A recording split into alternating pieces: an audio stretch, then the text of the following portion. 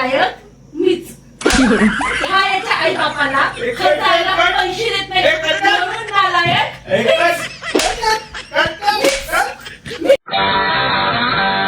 नालायक सून म्हणजे मीच. हो खरंच.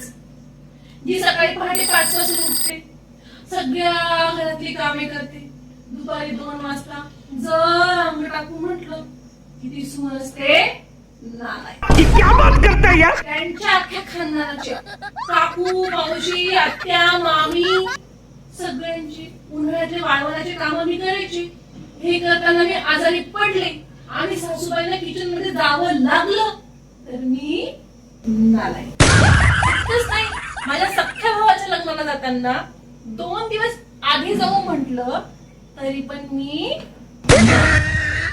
इतकंच नाही तर हा याच्या लग्न झालेल्या बहिणीला वेळेवर फोन करत नाही म्हणून सुद्धा नालायक मीच. हा सिगारेट ओढतो म्हणून नालायक. खोपडी तो. हा दारू पितो म्हणून नालायक मीच.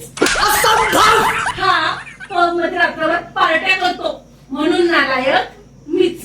हा याच्या आई बापाला खर्चायला पैसे देत नाही म्हणून नालायक.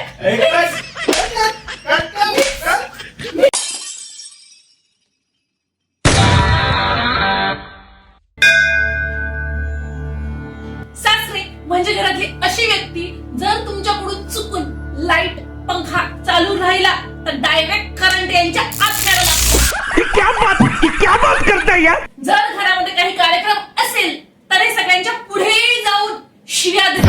हे असं नाही तसं करायचं असं सांगतील पण काडी इकडची तिकडे करणार नाही. जर घरामध्ये मी काही नवीन पदार्थ बनवला तर पोट फुटेपर्यंत दाबतील. अच्छा. पण नंतर त्याच पदार्थाला 2 पानं शिव्या देतील. हे घरामध्ये असले 2च गोष्टी चालतात. एक टीव्हीवर न्यूज आणि दुसरं. कौन है ये लोग, कहाँ से आते हैं. बरं जेवणात एक भाजी केली तर यांना दुसरी पाहिजे, दुसरी केली तर यांना तिसरी पाहिजे. खोपडी तो. बरं, 4 पोळ्या केल्या तर यांना भूकच नाही. 2 पोळ्या केल्या तर मोजून मापून स्वयंपाक यांच्या अख्ख्या खानदानात होत नाही. करायचं काय.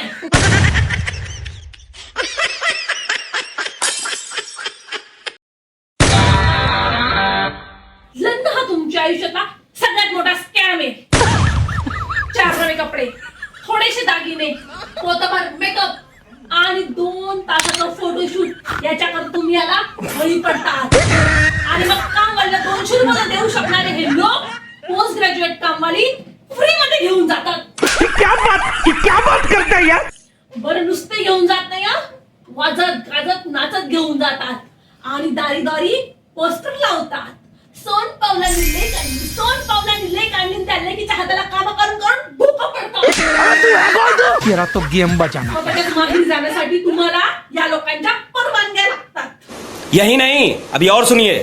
आणि मग तुमच्या माहेरच्यांचा उद्धार आयुष्यभर ऐकत ऐकत या याडपटाच्या चड्ड्या तुम्हाला धुवाव्या